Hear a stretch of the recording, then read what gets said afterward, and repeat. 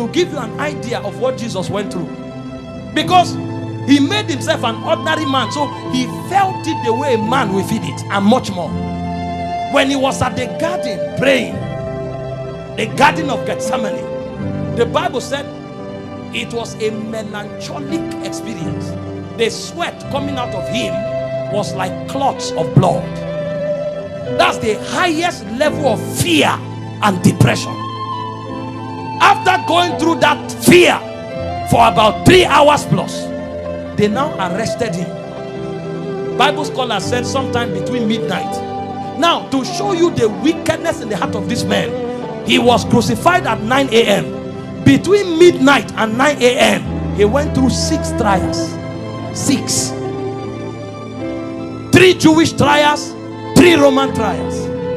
Overnight, that's about 8 hours. He went through 6 trials. They wanted to kill him by all means. All the Jewish trials found him guilty because they were wicked. The Romans who didn't know God say he was innocent. Pilate said, I have not found any offense in this man. Even at that, they say crucify him. Don't jail him. They picked a known criminal called Barabbas in the place of Jesus. Imagine the people you prayed for, the people you healed, the people you raised from the dead, the people you gave food, the people you gave money, all of them stand in front of you and say you are a thief, crucify him. You were wondering, I came to your house when your daughter was sick, I prayed, she was healed. When you needed food, I came, I gave you food. You called me at midnight, I left, I went to pray for you.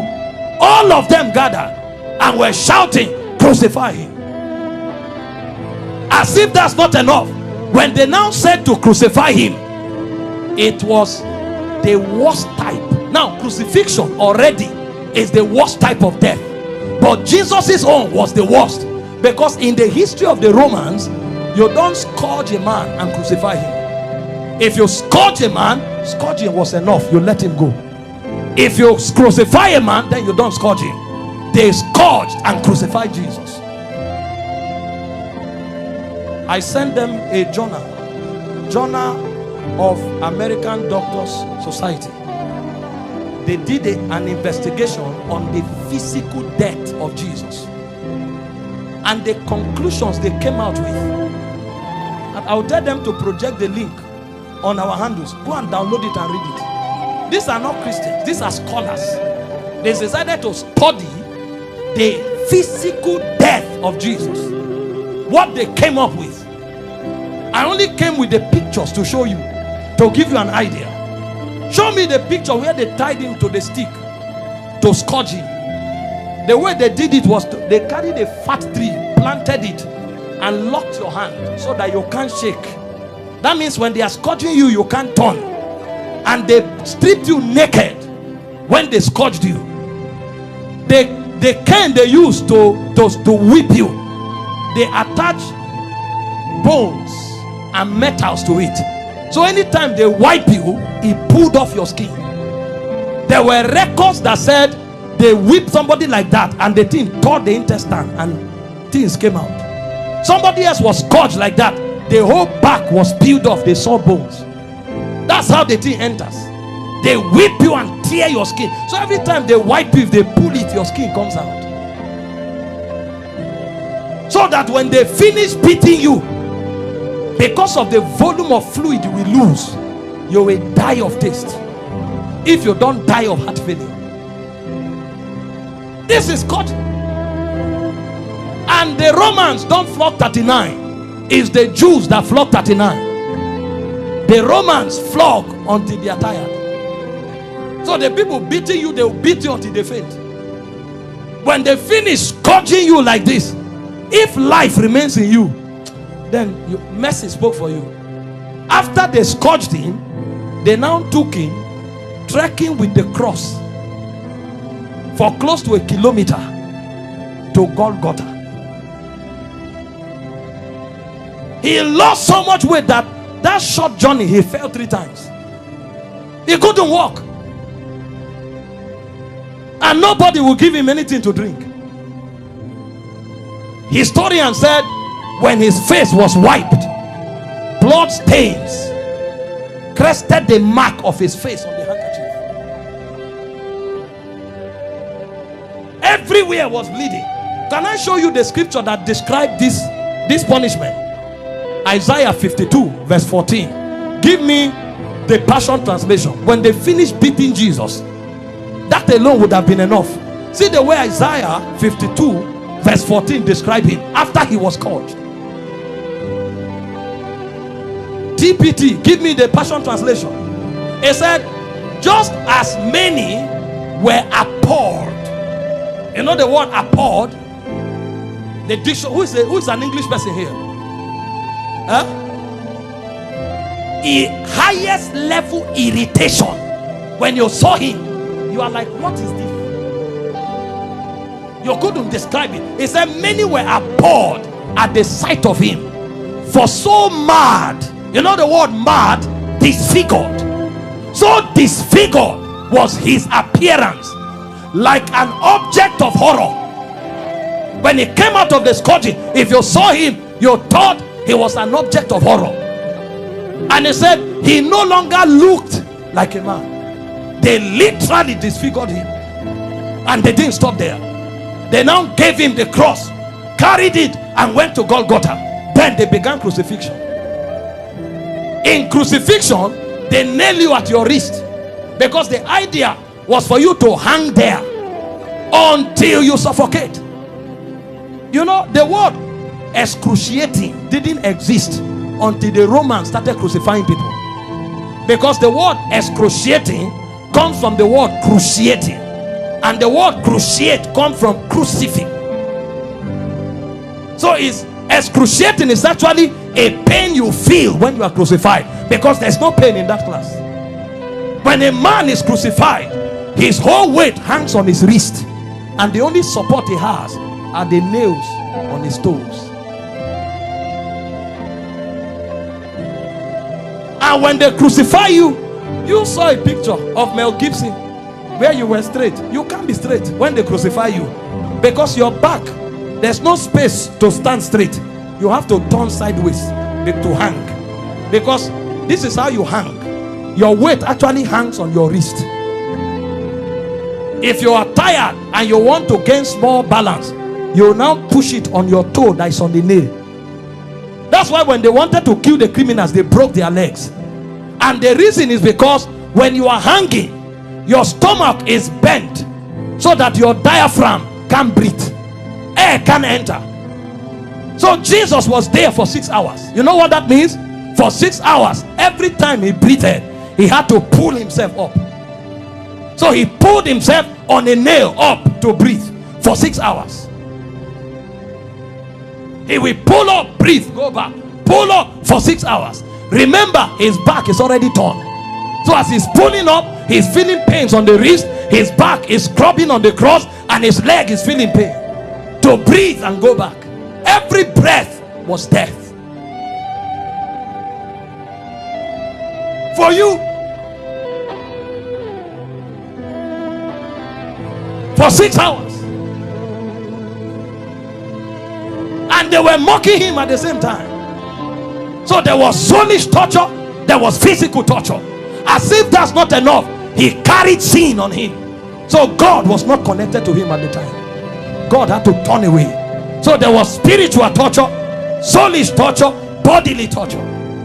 So much so that he cried, Eloi, Eloi, lama sabachthani, my God, why hast thou forsaken me? It's like a disconnection between your spirit and your soul. So the man was no longer alive. He died in the spirit before he died in the natural. The level of pain.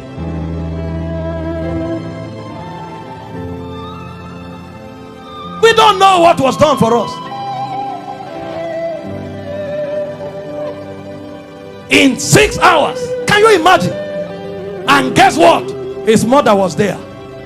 Can you stand naked before your mother? This is the man that the mother saw do wonders. How come? Imagine when he looked at their faces.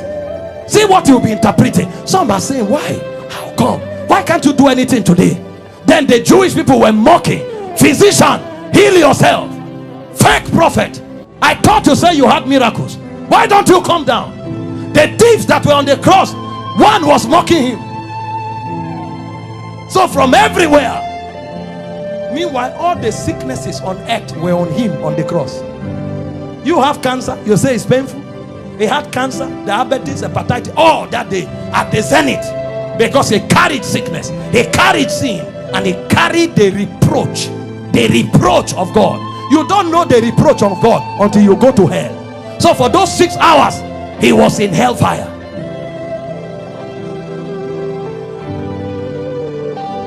Until the point came when the price was paid, he looked up and said, I'm thirsty. They gave him vinegar. I said, no, that's not what I'm looking for. I'm looking for the river that flows from the throne of God. I'm looking for that which satisfies indeed. When they didn't have it to offer, he said, it is finished.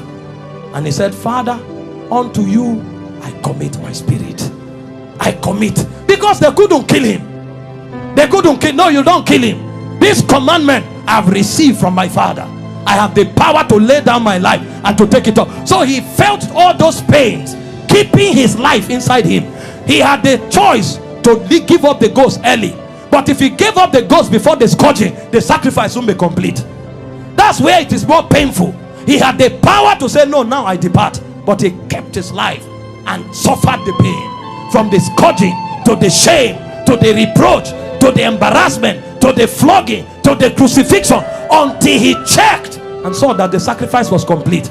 Because he had the choice of letting you go to hell or of keeping you while he stays in hell. He chose to stay in hell.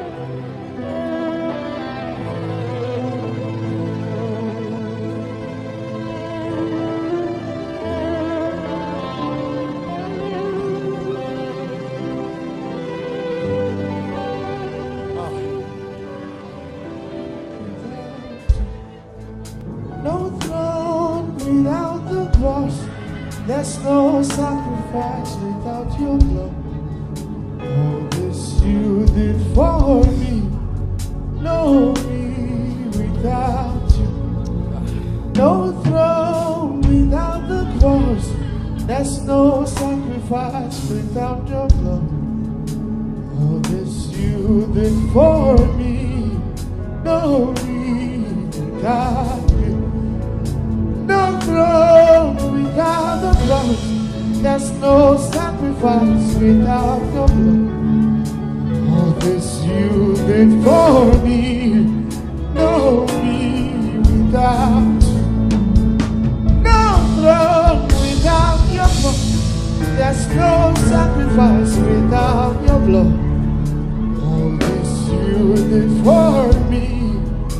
No me without you. No throne without the cross. There's no sacrifice without your blood. All this you did for me. No me without you. No throne without the cross. There's no sacrifice without your blood.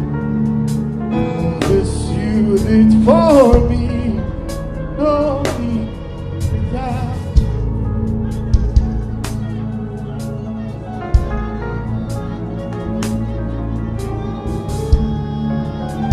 All this you did for me.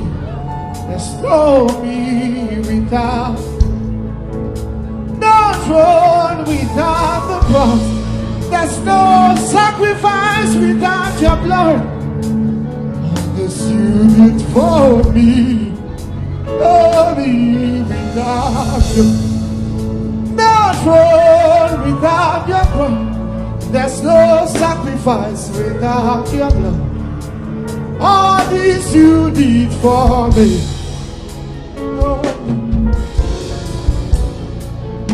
No throne without the cross. There's no sacrifice without. All this you did for me. No me without. No throne without the cross. There's no sacrifice without your. All this you did for me. No me without.